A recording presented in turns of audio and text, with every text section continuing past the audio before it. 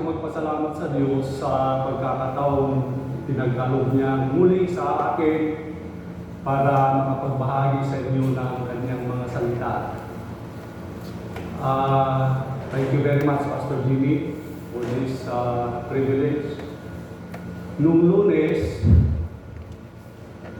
in-interview ako ng Nehemiah District Board kasi nag-apply ako na pastor ng Nehemiah dahilan sa ang Nehemiah ay may pangangailangan sa pastor dahil isa sa mga churches natin dito sa district ay walang permanenteng pastor.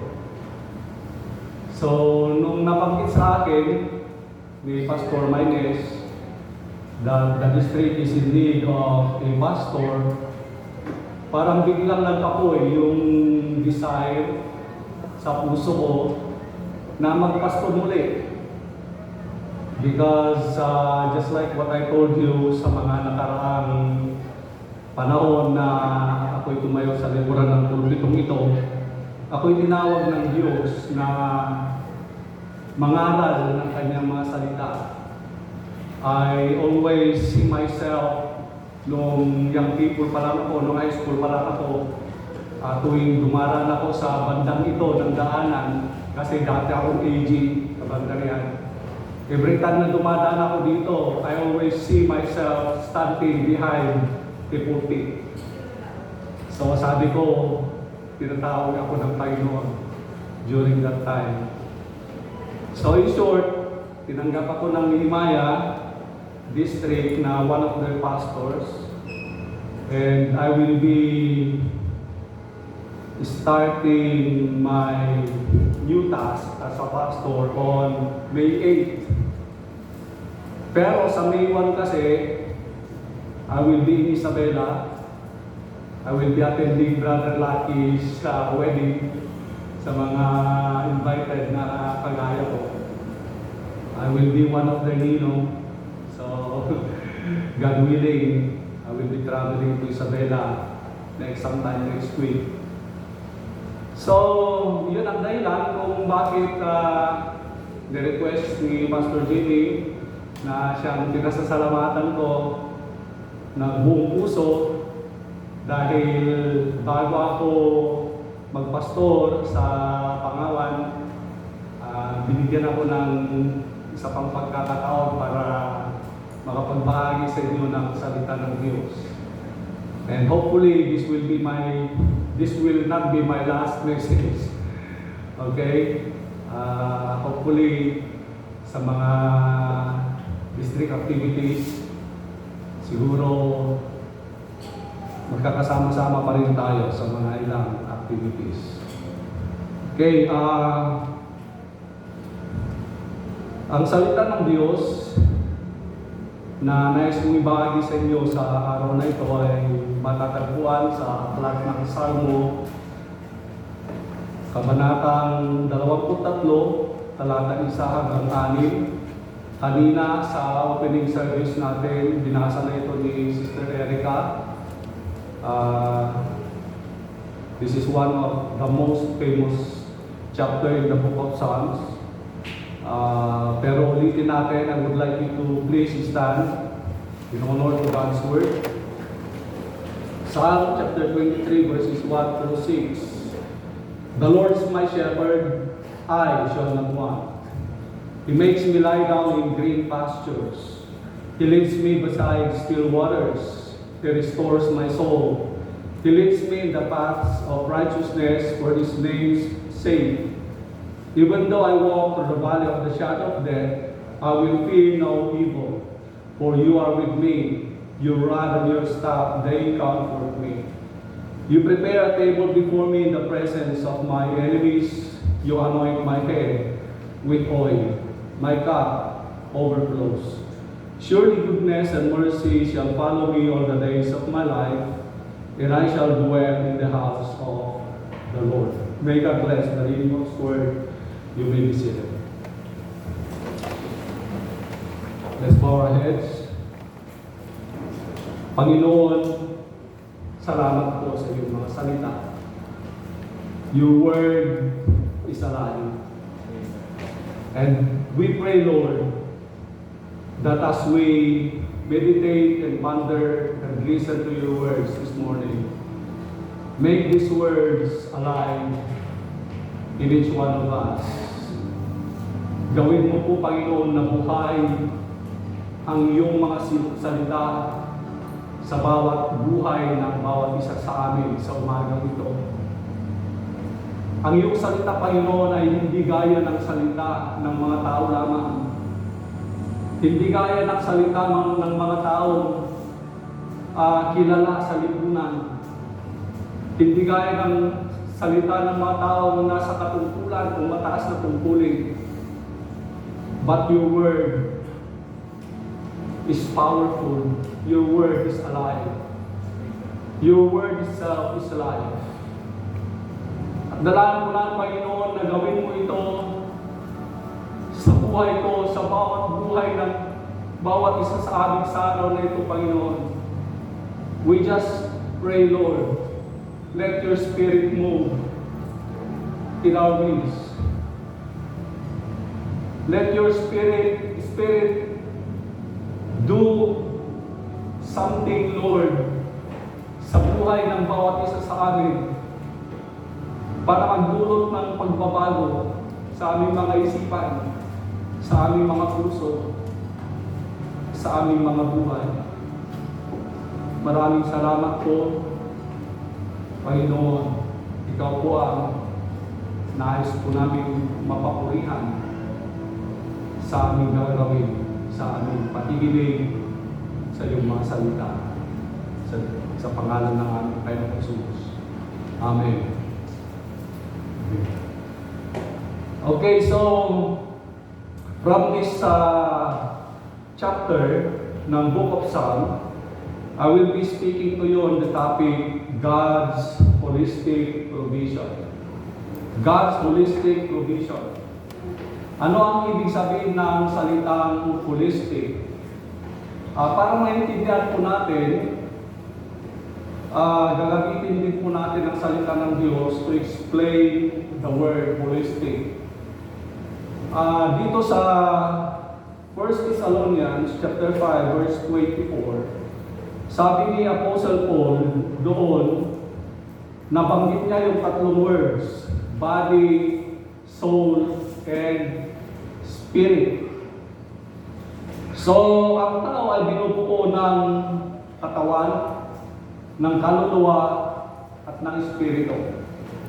Hindi lang iisa, hindi lang katawan, hindi lang kaluluwa, hindi lang espiritu, kundi ito ay binubuo ng tatlong, let's say, parts, bahagi, which is the body, soul, and spirit.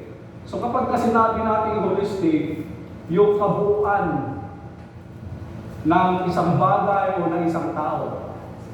God's holistic provision. So ibig sabihin, yung provision ng Panginoon, hindi lang para sa katawan, hindi lang para sa kaluluwa, at hindi lang para sa espiritu, kundi ang provision ng Panginoon ay binubuo ng provision niya sa kabuuan ng isang tao. At makikita natin ito sa mga salita na ating binasa mula dito sa aklat ng Salmo, talatang 23 o kabanatang 23, talatang 1 hanggang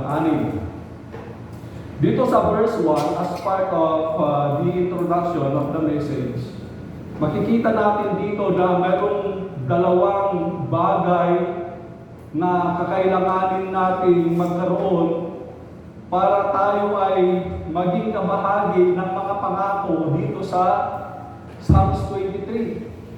Kasi hindi lahat ng tao pwedeng i-claim yung mga pangako dito sa Psalms 23. Hindi pwedeng i-claim ng mga hindi sumusunod dito sa verse 1 o hindi nagawa itong verse 1. Kundi ang pwede lang mag-claim nito ay yung mga taong nasa kanila, yung mga requirement dito sa verse 1.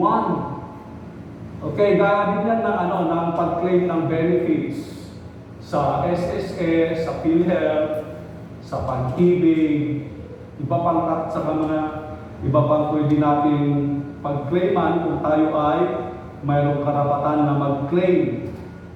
So, titignan natin yung verse 1, kung ano yung ba yung kailangan ng isang tao para kanyang mag-claim itong mga promises ng provision ng Panginoon na nandito sa Psalms 23. Sa verse 1, sabi doon, "The Lord is my shepherd." Unahin natin doon.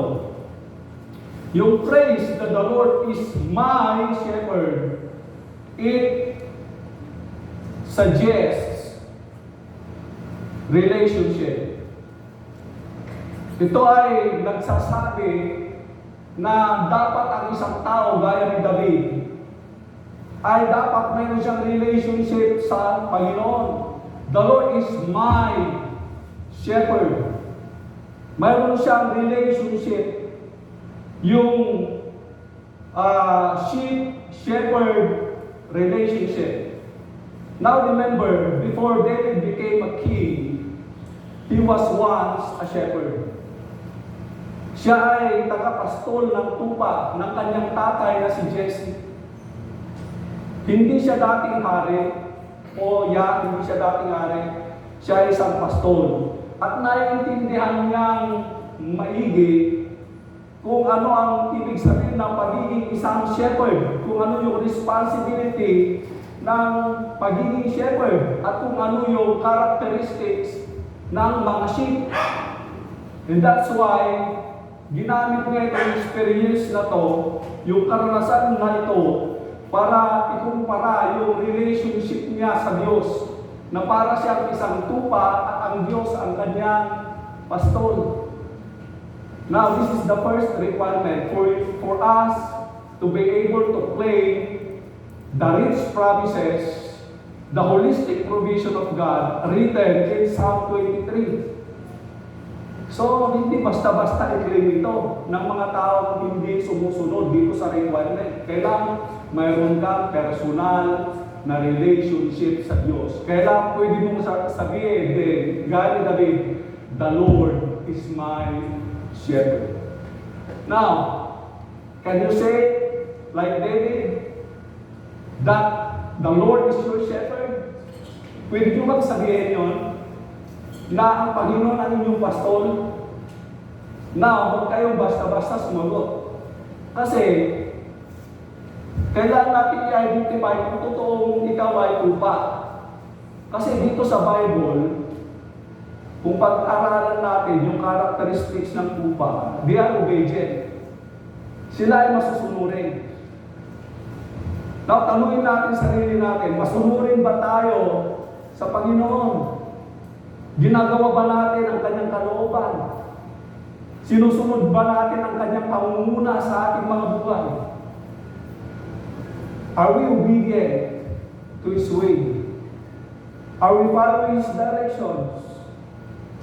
Kung minsan, sa mga madaling daanan lang tayo sumusunod sa Diyos. Pero pagdating sa mga karanasan na mahihirap, iniiwan natin ang Diyos at ginagawa natin ang sarili nating desisyon. Ginagawa natin, sinusunod natin ang sarili nating nais. Hindi tayo sumusunod sa pangunguna ng Diyos sa ating mga buhay. So hindi natin pwede sabihin, "The Lord is my shepherd," kasi we are not obedient, we are not following His direction in our lives. So kailangan tignan natin kung tayo ba ay mayroong pagsunod bago natin sabihin, "The Lord is my shepherd." Okay, nakapasa na tayo sa first requirement. Tayong lahat ay tupa ng Diyos, masunurin sa kalooban ng Diyos, sa salita ng Panginoon. Ginagawa natin kung ano yung nais ng Diyos sa ating mga buhay. Pangalawa, yung sabi doon sa last part ng verse 1, "I shall not want." This expresses faith. Ito ay nagsasabi ng iyong pananampalataya, faith. Sabi dito, "I shall not want." Parang sigurado si David dito, di ba? Hindi niya sinabi na, "I don't know if I Shall want or not? Sabi niya, I shall not want. Hindi ako magkukulang. Sigurado ito. Kapag ginawa ko na ang Panginoon, ang pastor, ang tagapanguna sa buhay ko, hindi ako magkukulang. I shall not want. Sigurado siya. Dahil naniniwala siya na ganoon ang shepherd na kanyang sinusunod. Na kanyang pinaniniwalaan. I shall not want. So, dapat may faith tayo for us to be able to enjoy the holistic provisions of God written in Psalms 23. Kasi kapag may pagkaalinlangan po tayo, if we have doubts that God is able to provide all our needs and that we shall not want, kapag may doubt tayo, hindi tayo para bang free na sumunod, para bang may something na humihila sa atin. Para bang nagmagalinlangan ka, pupunta ba ako doon, Panginoon, sa Pangawan? Pupunta ba ako, Panginoon, doon sa, ano pa yung mahirap na church natin dati? Sa Mayanto. Pupunta ba ako, Panginoon, doon? Pupunta ba ako, Panginoon, sa Bangag? So kapag kasinunod natin ang kalooban ng Panginoon sa ating mga buhay, we should have faith that we shall not want.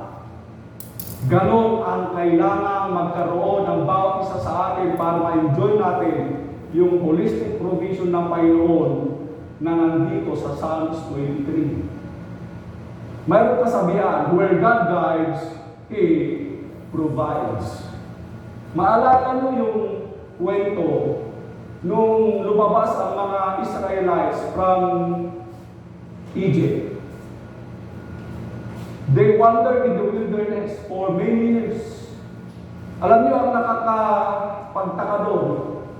Yung maliit na bata, nakasama nilang lumabas sa Egypt. Kasi may mga bata.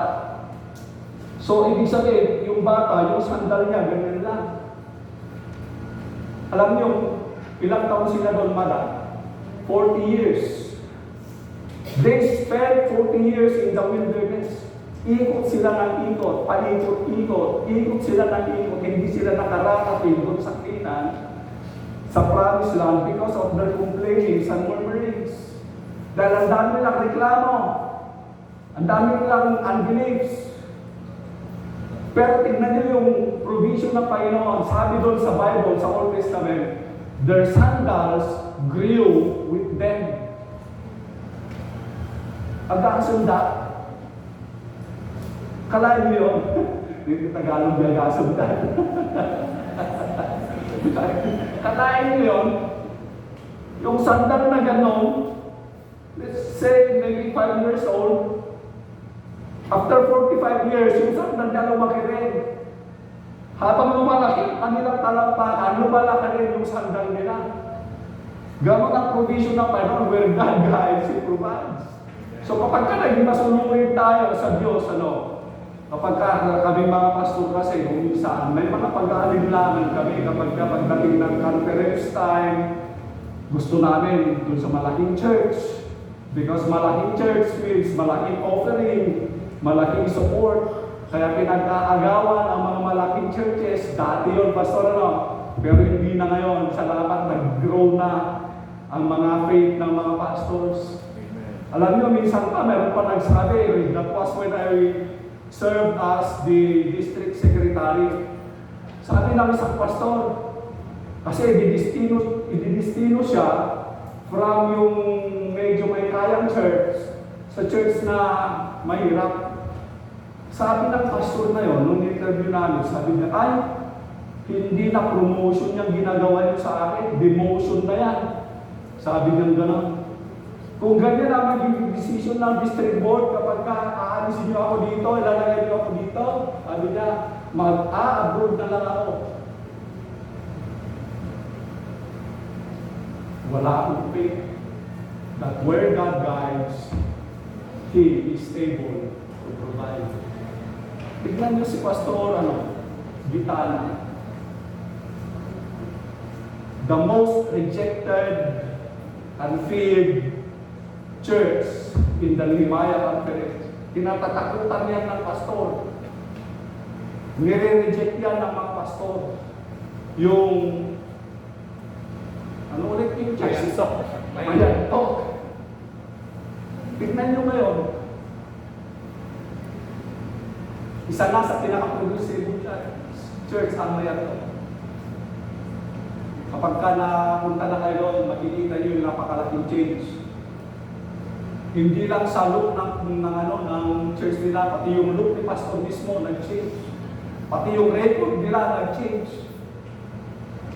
Pati yung bilang nila nag-change.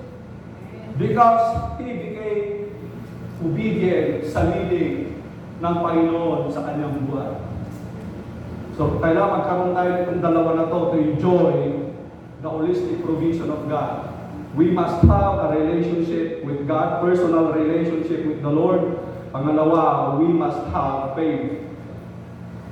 So, ang first provision ng Panginoon dito, sa verse 2 na tayo, He makes me lie down in green pastures. This is a bountiful provision. He makes me lie down in green pastures. Bountiful. Mayamang provision ng Diyos. Overflowing. Extraordinary provision. So kapag ka sinabi natin overflowing, it's more than enough. It's not just enough, but it is more than enough. Mararanasan natin ito if first we have a personal relationship with the Lord. If we are truly His sheep and He is truly our shepherd, we will experience bountiful provision. More than enough provision of the Lord. Bilisan natin para hindi tayo buturin. Pangalawa, verse 3. He leads me beside still waters. This is calming provision or provision of peace. Calming provision. Alam nyo, itong mga sheep, matatakutin ng mga hayop na to, mga animals na to. Kaunting ingay lang, nadi-distract sila at natatakot na sila. So, dapat ang shepherd nila is gentle. Kaya one of the characteristics of Christ, being our shepherd, He is a gentle shepherd. Hindi niya sinisigawan. Hindi niya ginugulat ang kanyang mga tupa. So, napaka-banayan siya bilang isang shepherd. Natatakutin sila. Alam niyo kapag painumin ng shepherd, itong kanyang mga sheep, doon sa river, may mga bato doon na nag-create ng noise. Maaring sound para sa atin, nakaka-relax yung huni ng tubig na umahagos sa may mga batuan. Pero sa mga sheep, distraction sa kanila yon, nagpupo sa kanila ng fear yun. So ang gagawin ng sheep, ng shepherd, di ng sheep, gagawin ng shepherd, bago niya po tawagin o ilig yung kanyang mga tupa doon sa tubig, pupunta muna itong shepherd doon sa river, aayusin niya yung mga bato doon. Tatanggalin niya yung mga bato na nag-create ng noise para maging calm yung water, para hindi nakakagulat o nakakatakot yung tubig para sa kanyang mga sheep. At kapag kasigurado na ng shepherd na may maganda na o wala nang pwedeng natakutan yung mga sheep, dadalhin niya sila doon at painumin. So yung provision ng Panginoon ng Diyos is a calming provision. It's a provision of peace. Alam niyo, iba't iba tayo ng mga pinagdaraanan. Marami tayong mga pinagdaraanan. Last year sa akin, grabe. Kasi yung ultimatum ko, hanggang July na lang last year. Grabe talaga. As in, parang hindi mo na ma-enjoy. Ang utak ko, nandun na lang, palapit na ng palapit yung taning ko. And I thank God, I was able to survive.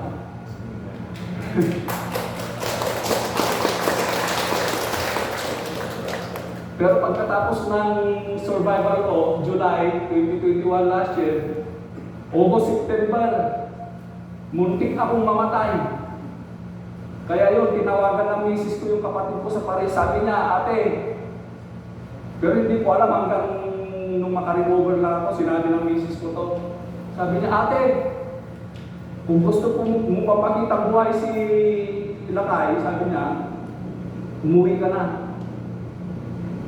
So umuwi ang kapatid ko. Hindi pa schedule noon ng bakasyon, pero dahil gusto niyang maabutan ako ng buhay. Because that time, akala niyo 3 weeks na hindi ako makatulog. Nakaupo lang ako.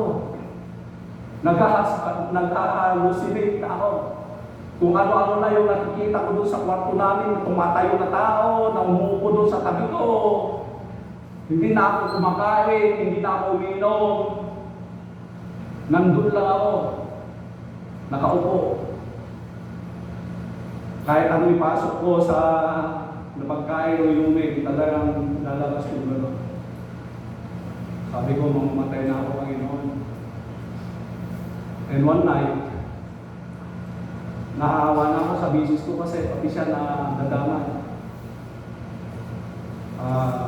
Gusto kong magbanyo. So nakita ko tulog siya. Sabi ko, pipilitin ko na lang Panginoon na tumayo. Pumunta na sa ilan. So pinilit kong tumayo. Marami akong nilagay sa bahay na yung kakapitan pa. Parang sa ospital. Yung stainless na hawakan na gano'n. Tapos yung mga aparador, yung mga pintuan ng mga closet. Hanggang sa makarating ako dun sa sila. Pagbukas kasi ng pintuan, salamin niya. Samantalang tumayo ako doon. Tinignan ko sarili ko. Wala na. Lubog na mata ko. Yung kulay ng mata ko iba na. Bibig ko, tuyo na. Payatot na talaga ako. Sabi ko, kapag hindi ko pipilitin kumain, kapag hindi ko pipilitin uminom, talagang mamamatay na ako. Yun ang sinabi ko sa sarili ko when I saw myself in that mirror. Kinabukasan, pinilit ko na kumain. Kahit hindi maganda yung lasa ng pagkain, kahit parang lalabas, pinilit kong kumain, pinilit kong uminom. And by God's grace, I was able to recover. Pero I lost 16 kilos. Kaya makita nyo noon yung itsura ko, butong balat ako noon. At salamat sa Panginoon, medyo nagkalaman na yung konti. Okay, so marami tayong pinagdaraanan. Pero alam nyo, deep within, honestly, deep within, I found peace. Hindi ako takot mamatay. Nandiyan ang misis ko na magpapatotoo. Pinipilit ko ng Panginoon, Lord. Kunin mo na ako. Kung ganito rin lang ang kapalaran ko, kung ganito rin lang ang nangyayari sa buhay ko, kung puro paghihirap, kung puro kirot, kung puro sakit din lang ang nararanasan ko, Panginoon, Lord, parang awa mo na. Parang awa mo na, Panginoon, kunin mo na ako. I'm not afraid to die. Hindi ako takot mamatay. Because I have peace. Through my hope and assurance that after this life, I will be with the Lord forever. Doon wala nang sakit, wala nang karamdaman, wala nang kirot, wala nang lupa, wala nang abdi. And that's my hope. Sana magkaroon tayo ng peace yung provision ng Panginoon ng peace. Magkaroon sana tayo. Kaya ako hindi ako natatakot, COVID lang yan. Of course, I need to still protect myself from the virus. I still wear mask, shield, I still wash my hands with alcohol.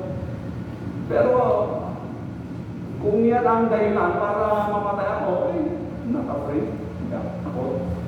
Kaya sabi nila, pag cancer patient ka daw, madali kang kapitan ng virus dahil mababa ang immune system mo. Nandito misis ko, kung sana ko napupunta during pandemic, lockdown, kaibigan ko yung mga pulis na nandyan, na nag-checkpoint. Nakakalabas ako, nakaka-cross ako ng mga boundaries. Hindi naman, sa walang Panginoon. So, dapat siguraduhin natin na mayroon tayong relationship sa Diyos, mayroon tayong faith for us to be able to enjoy His calming provision or provision of peace. Ang daming gumugulo sa utak natin. Mga sakit, mga problema, mga anak, sa pamilya. Minsan, kapitbahay mo, kasama pa doon. Pero the Lord will going to give you peace if you make Him your shepherd. Next is spiritual provision. He restores my soul. Alam natin si David nahulog din minsan sa kasalanan. Pero the Lord restores his soul. Wala sa atin ang hindi nagkasala. Sino walang kasalanan? Lahat tayo nagkasala. Kaya iwasan natin yung kumisan ang tingin natin sa kapwa natin parang wala tayong kasalanan ng sila. Lahat tayo nagkasala. Pero ang nakakatuwa dito, kahit minsan tayo nahulog sa kasalanan, isa sa mga provision ng Panginoon, ibabalik niya yung dating kalagayan ng iyong kaluluwa. He will restore your soul. Amen? Ibig sabihin, kapatawaran. Mayaman sa kapatawaran ang Diyos. Hindi nagkukulang ang kapatawaran ng Panginoon. Sabi ng isang pastor, kung ang kasalanan natin ay sinlaki ng isang malaking barko, ang kapatawaran ng Panginoon ay sinlawak ng dagat. Di po ba napakayaman ng kapatawaran ng Panginoon? Amen? Nagpapasalamat ako dahil ganun kayaman ang kapatawaran ng Panginoon. Lahat tayo dapat magpasalamat. And this will be possible if we have a personal relationship with our Savior. He will restore our soul. Ano pa sabi doon sa verse 3? He leads me in the paths of righteousness for His name's sake. Siyempre, ang nais palagi ng Diyos na buhay na mayroon tayo ay buhay ng katuwiran. Hindi niya tayo inilig doon sa kasamaan, kundi inilig niya tayo sa buhay ng katuwiran.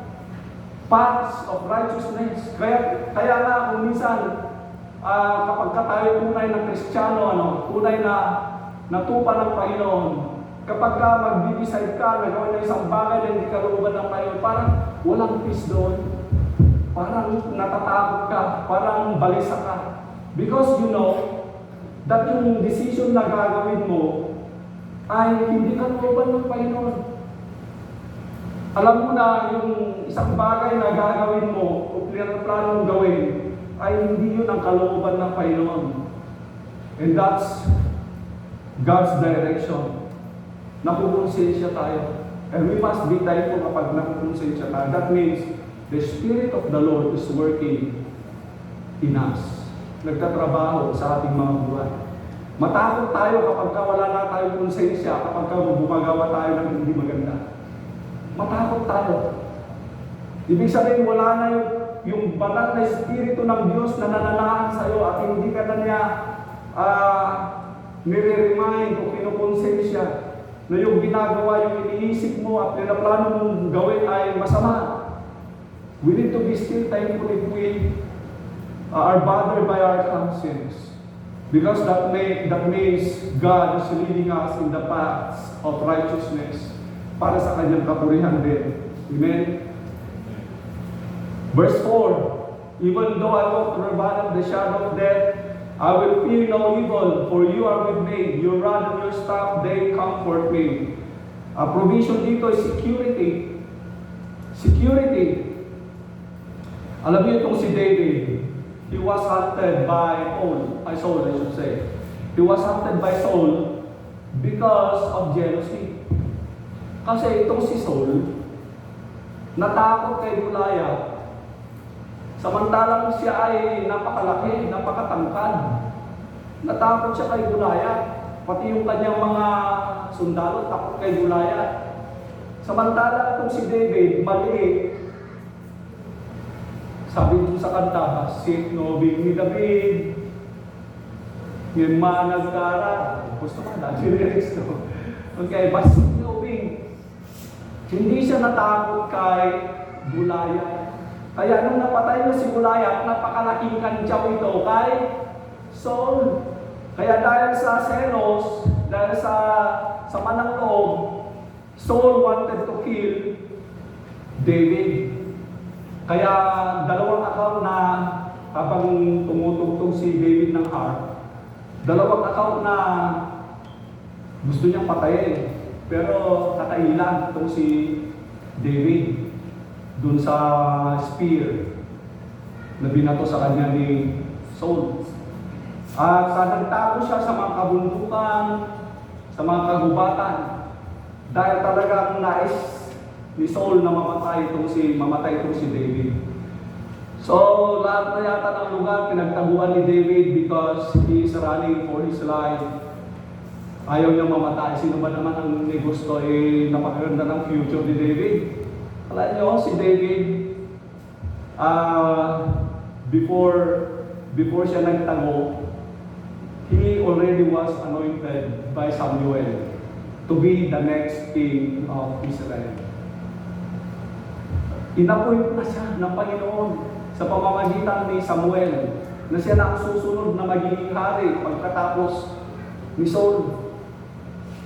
Okay, so sa haba ng panahon na pagkatago ni David sa mga kagubatan, sa mga kabundukan, maaaring napagod na siya doon at he decided na kasi doon ang alam ng mga kalaban, ng mga soldiers na pwedeng pagtaguan. So, nilogic niya sila o ginawan niya ng parang ginamitan niya ng talino. So sabi niya, nandun yung mga sundalo sa bundok, sa kagubatan. So paano kaya kung pupunta ako doon sa siyudad mismo? Hindi nila aakalain na nandun ako dahil ang alam nila, nandun ako sa kagubatan, nandun ako sa pabundukan. So yun ang ginawa ni David. So sabi dito sa verse 4, ito yung inspiration ng verse 4, yung kwento na yan. Even though I walk through the valley of the shadow of death, ibig sabihin nasa open na siya. Wala na yung mga kahoy, wala na yung mga kuweba, wala na yung mga bundok, wala na yung mga bato na pwedeng pagtaguan ni David. Pero nandun na siya sa open, sa valley of the shadow of death.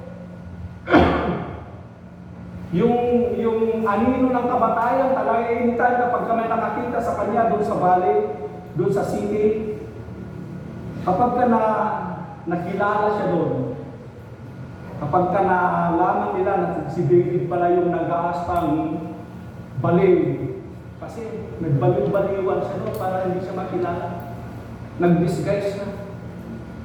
So sabi ni David, though I walk through the valley of the shadow of death, sa siguradong kamatayan, kahit doon ako maglakad, sa siguradong kamatayan, sabi ni David, I will fear no evil, for you are with me. Amen? O, ang tamis na magkaroon ng bawat isa ng ganitong provision, yung security, yung pag-iingat ng Diyos sa atin. Di ba? Hindi tayo natatakot. Why? Hindi dahil magaling na sundalo ito si David.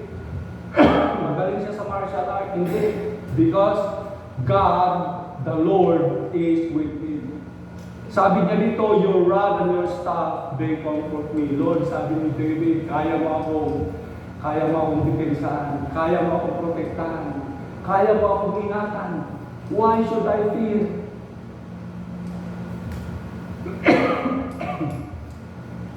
So, security, provision. Verse 5, labit na tayo matapos. You prepare a table before me in the presence of my enemies. Tangible provision. Tangible provision, ibig sabihin, yung provision ng Panginoon talagang obvious, nakikita ito ng mga tao. Nakikita ng mga tao ito sa buhay ni David. Paano? Of course, si David, yung kalagayan niya when he was hiding, ay talagang napakadelikado. Anytime pwede siyang mamatay. Pero, nung siya nagtatago, naipakita niya ito na yung provision ng Panginoon ay talagang nakilala ng mga tao, lalo-lalo yung mga sundalo ni Saul. Kasi minsan itong si Saul, natatae. At pumunta sa kuweba para doon magbawas. Alam niyo itong si David, magaling yung kanyang utak. Palihim siya maingat siyang pumunta doon sa lugar kung saan na umiiba ito si Saul. At ibis na may pagkakataon na siyang patay na si Saul yung knife na hawak ni David, imbis na gamitin niya na para patayin si Saul, kumuha lang siya ng piraso ng robe ni Saul. At kanya pinakita ito sa mga tao. Para sinasabi niya, alam niyo, pwede ko naman patayin na itong haring si Saul. Pero hindi ko ginawa. Tignan niyo to. Ito ay piraso ng kanyang robe. Nung siya ay nag-i-evac doon sa kuweba, palima kong pumunta doon at kinuha ko itong piraso ng kanyang robe.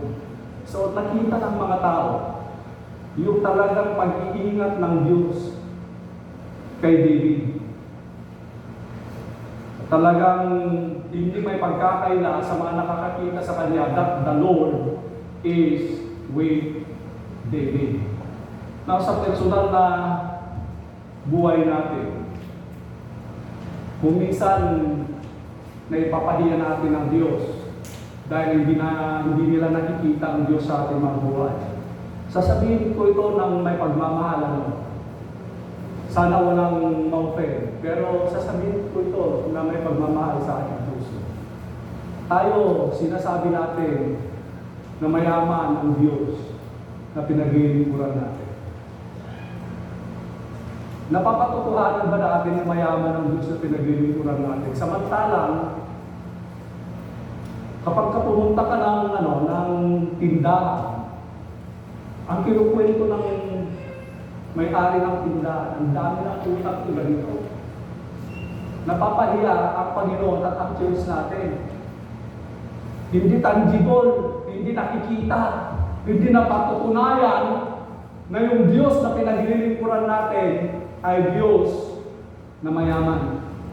Diyos na may-ari ng langit at ng lupa at lahat ng nasa kanila. Napapahiya ang Diyos. Kung minsan sapat yung provision ng Diyos sa ating mga buhay, hindi ko sinasabing hindi sapat. Sapat ang provision ng Diyos sa ating mga buhay, pero hindi lang natin alam kung paano i-manage. Kung minsan kasi, pag may natanggap tayo, ginagasto natin lahat kaagad. Hindi natin yun binabudget hanggang makaabot doon sa panahon na tayo tatanggap muli ng ating mga support, ng ating mga sweldo.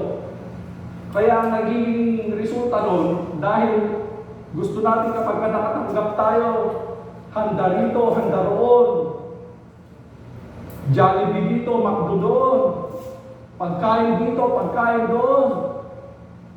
Wala pa isang linggo, ubos na. Tapos ang remedyo natin, nangungutang tayo. Hindi ba napapahiya ang Panginoon sa ginagawa natin ganon?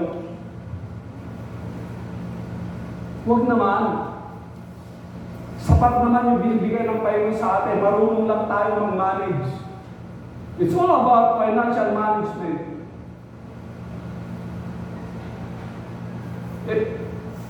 Anong problema kung walang karne? May malunggay. Anong problema kung walang manok? May talong. Di ba? Turuan natin sarili natin na mag-manage. Para kapag sinabi natin napakabuti ng Diyos, napakayaman ng provision ng Diyos, maniniwala naman yung mga makakarinig sa atin. Like, galing-galing natin testimony. Ang dami mong natanggap na pagpapala, yung mga ganon na tinitestify natin. Samantalang, katatapos mo lang sabihin ngayon, mamaya pupunta ka doon sa tindahan, uutang ka. Anong klaseng buhay yan? Sinasabi ko ito dahil mahal ko kayo. Turuan natin ang ating mga sarili kung paano mag-manage ng ating mga finances. Dahil ang napagkakatiwala na maliit, napagkakatiwala na malaki. Kapag hindi tayo napagkatiwala sa maliit, kailanman hindi tayo mapagkakatiwala sa malaki. Kailanman hindi nagbago ang prinsipyo ng Diyos. Prinsipyo ng salita ng Diyos. So dapat yung provision ng Panginoon, tangible naman, makikita naman ng mga tao yan, sapat o hindi man maganda ang buhay ng tao yan o yung madali ang buhay ng tao yan, walang utang yan. Di ba? Ang gandang pakinggan. Ang laki ng bahay ng tao yan. Pero ang daming utang. Di ba? Tangible ba yung provision ng Panginoon kung gano'n? Hindi. Napapahilang ang Panginoon sa mga sinasabi natin. So kailangan yung sinasabi natin at yung nakikita nilang buhay natin ay magkatugmayan. Hindi nagpukontra. Minsan ba sasabihin ko, mahal ko kayo. Turuan natin ang sarili natin na mag-budget. Hanggang sa matuto tayo mag-budget at wala nang mangungutang. Lalo-lalo na hindi natin pananampalataya yung inuutangan nyo minsan. Sa ibang relihiyon sila. Hindi ba kantyaw sa atin yon? Kantyaw sa Diyos na pinaglilingkuran natin yon? Kaya turuan naman natin ang sarili natin. Matuto tayong bumaluktot kung ang kumot ay maigsi. Okay? Ang natatawag, de-millionaire ka. Post ka nga post di Facebook, kakaimas na makan. Turuan, kung may kaumutang, mapagkaumutang. Sino ka babay ni Jai Gabsat? Hantaling na tiyako, bagbagatan na tiyako, na wad-wad, ipabilisyon na. Hindi yan tangible. Okay? And verse 5, you anoint my head with oil.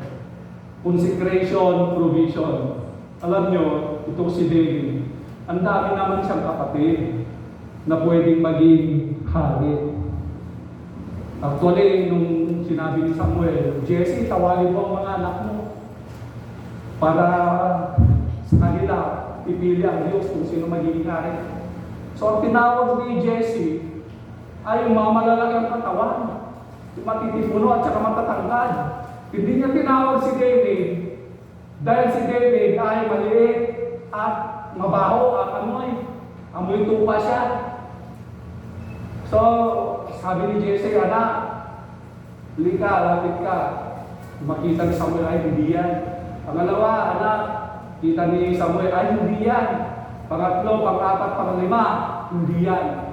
Wala sa kanila ang tinawag ng Panginoon para maging hari. Sinabi ni Samuel, Jesse, mayroon pa bang ibang anak? Ay, mayroon pa,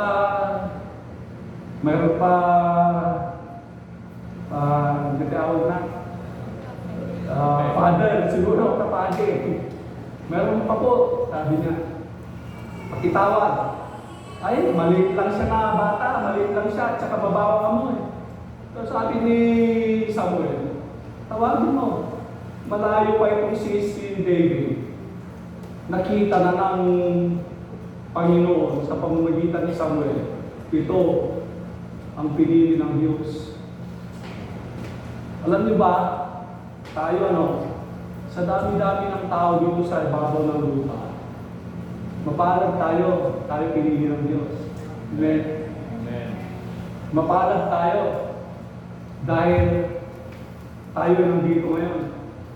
Wala tayo sa mga lugar kung saan nandun yung mga hindi Kristiyano at nag-i-enjoy ng kanilang mga buhay dito sa babaw ng lupa. We are chosen by the Lord. Just like David, he was chosen. Yung consecration kasi ay ibig sabihin nun ay set apart. Pinili at talaga ng Diyos sa isang espesyal na katungkulan. Pinili tayo ng Diyos para gampanan ng isang espesyal na katungkulan. Nandito tayo sa loob ng church ngayon, and your presence inside this church means a lot to the Lord. Mayroon tayong magagawa para sa kanyang kaharian, gaya ng pagpili niya kay David. And lastly, verse 6. Surely goodness and mercy shall follow me all the days of my life. Dalawang bahagi pala ito. Surely goodness and mercy shall follow me all the days of my life. Goodness and mercy, priceless provision. Yung kabutihan ng Diyos sa iyong buhay at yung awa ng Panginoon sa iyong buhay, these are priceless provision. Hindi natin ito mababayaran, yung kabutihan ng Diyos. Nandito sa atin si Brother David. Ewan ko kung kailan yun nung sila madisgrasya. Sa daan, nung papunta sila ng Isabela yata yun. Yung mga nakapanood, lalo-lalo kapag kasama mo pamilya mo, talagang grabe yung karanasan na gano'n. Ako, naranasan ko rin yun, yung tumambling-tambling yung sinakyan namin, buong pamilya kami nandun. Ay, talagang grabe. Saka gusto kong sumigaw noon ng napakalakas, yung pag magwala-wala ka sa sigaw. Dahil sa naramdaman mong shock o takot o ewan ko, hindi maintindihan na nararamdaman. At salamat sa Panginoon, wala sa amin ang namatay. Amin, sa pamilya ko. Anim kami. 2 tumilapon. 4 kami sa loob doon sa loob ng sasakyan na truck. Malalaking bukol. Sakit sa katawan lang. Pero God's goodness, hindi ko mababayaran yun. Every time na dumaraan kami doon sa lugar na yun, alam yung sinasabi ko, Lord, salamat. Pagdaan namin last time doon sa lugar na yun, sabi ko, Lord, salamat. Hindi ko mababayaran yung kabutihan ng Diyos sa buhay ko at ng pamilya ko. Every time na dumaraan ako doon, hindi ko makakalimutan magpasalamat sa Diyos. Yung mercy, this talks about God's forgiveness. Yung pagpapatawad ng Diyos sa ating mga kasalanan. No one can ever pay his sin or her sin. Wala kang isa sa atin ang kayang bayaran ng kanyang kasalanan. Wala. Kapag ang kapatawaran ng kasalanan ay gaya pa rin sa lumang tipan, na kailangan alay ka ng kalapate, ng tupa, ng baka, na may mga requirements yun, dapat pasado sa requirements.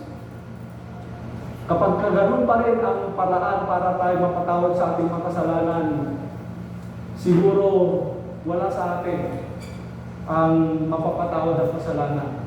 Alam nyo kung bakit? Kasi kung mayroon mang qualified na offering na gano'n, auction yan. Alam nyo sa auction, pamahalan ng presyo yan. Kung sino yung last, highest price, siya makakakuha, makakabili.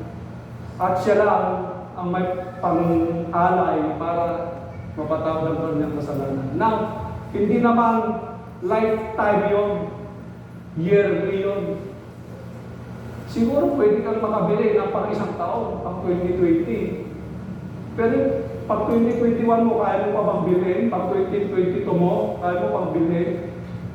Wala na sa atin mapapatawad sa atin ng kasalanan. Pero salamat sa Panginoon because of His mercy. His mercy endures forever. Ang kanyang habag at pagpapatawad ay magpakailanman. And lastly, second part ng verse 6, lastly, assurance of provision. Sabi dito, I shall dwell in the house of the Lord forever. Hindi niya sinabi dito na I might dwell in the house of the Lord forever. Yung I shall at saka I might, malaking diferensya to. Kapag sinabi mong I shall, sigurado mo na. I shall. Pagka sinabi mong I might, wala pang kasiguraduhan yun. Ang sinabi ni David dito, sabi niya, hindi I might dwell in the house of the Lord forever. Hindi yung may pag-alinlangan siya. Kundi sigurado na siya, sabi niya, I shall dwell in the house of the Lord forever. So kapag kakaligtasan ang pinag-uusapan natin, dapat ngayon pa lang, sigurado na tayo na kapag tayo namatay, tayo ay mapupunta sa kaharian ng Diyos. Amen? Dapat sigurado na ako. Kaya kasi hindi na ako takot mamatay.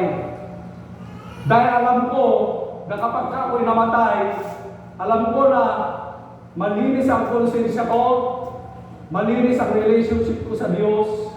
Alam ko na kapag ako'y namatay, ako'y pupunta sa kaharian ng Diyos. Amen. Amen? Meron pa tayong assurance na gano'n. Si David may assurance na gano'n. Ito ay bahagi ng provision ng Panginoon because David made the Lord his shepherd and David exhibit faith. Pinakita niya ang kanyang pananampalataya, pananalig sa Diyos. Now, once again, lahat ng provision ito ay makikita sa ating mga buhay if we make the Lord our shepherd. Sino may gusto pag-enjoy ng mga provision na to? Amen? Tayong lahat po ito ngayon. Lord, once again, thank you very much for your words. Thank you, Lord, for reminding us that if we make you our shepherd, and that if we have faith, Lord, in you, we will enjoy this holistic provision that you have said in your words in Psalm 23. Lord, wala pong makapipigil sa mga pagpapalang ito, Panginoon, sa aming mga buhay. Kapag ka ginawa ka po namin pastol ng aming mga buhay, kapag ka mayroon po kaming pananampalataya sa iyo, help us, Lord. Tulungan mo po kami, Panginoon. Gaya ng sinabi ko minsan, Panginoon, make us Christians who live by faith, not by sight. Gawin mo po kami, Panginoon, na mananampalataya na namumuhay sa pananampalataya, hindi sa pamagitan ng pagtingin. Lord, ang iyong mga salita ay naihayag sa aming kalagitnaan. Hindi po naitago ang katotohanan sa araw na ito, kundi naibahagi po sa aming kalagitnaan na ang katotohanan na ang susi pala, Panginoon, ng mayamang provision mo para ma-enjoy namin, Panginoon, ang mga binanggit mo dito sa Psalm 23. Lord, unang-una po, dapat meron po kami personal na relationship sa iyo, na kami buhay yung mga tupa na ikaw po ang aming pastor. Tupa, Panginoon, na masunurin sa iyong mga salita, masunurin sa iyong pangunguna sa aming mga buhay. May pananampalataya po, Panginoon, na kapag kasinunod po namin ang iyong kalooban sa aming mga buhay. Hindi po kami magkukulang. Dahil ikaw ang Diyos namin na mayaman. Oh God, forgive us. Patawarin mo po kami, Panginoon, sa mga panahon na mayroon po kami pananampalataya na ikaw ang Diyos na mayaman, na kapag ikaw ginawa namin Diyos na aming mga buhay, hindi kami magkukulang. Pero hindi po ito, Panginoon, ay papakita sa aming mga araw-araw na buhay. Dahilan, Panginoon, sa kapag nandun na kami sa aming mga tahanan, ang kwento ng mga tao, Panginoon, sa aming mga paligid. Kami po, Panginoon, ay mahirap. Kami po ay magaling umutang. Kami po, Panginoon, ay sinungaling dahil sinasabi po namin na ikaw ang Diyos na mayaman. Ikaw ang Diyos namin na hindi nagkukulang. Pero hindi yung nakikita sa aming mga buhay. Lord, patawarin mo po kami. Mula sa araw na ito, Panginoon, tulungan mo kami para aming isa pamuhay ang katotohanan, Panginoon, mula sa iyong mga salita na aming pinapakinggan sa araw na ito. Lord, we ask for your forgiveness. And we thank you, Lord, for your mercy. Hindi po magkukulang na yung kapatawaran. Mayaman ka po, Panginoon, sa laban. And we just thank you, Lord, for reminding us once again. Gawin mo po kami mapagpakumbaba para tanggapin ang katotohanan ito sa aming mga buhay. And Lord, we give you all the glory, all the praise and thanksgiving, because you alone, Lord, is worthy to receive all this in the name of Jesus. Amen. Amen. Magandang araw po sa lahat.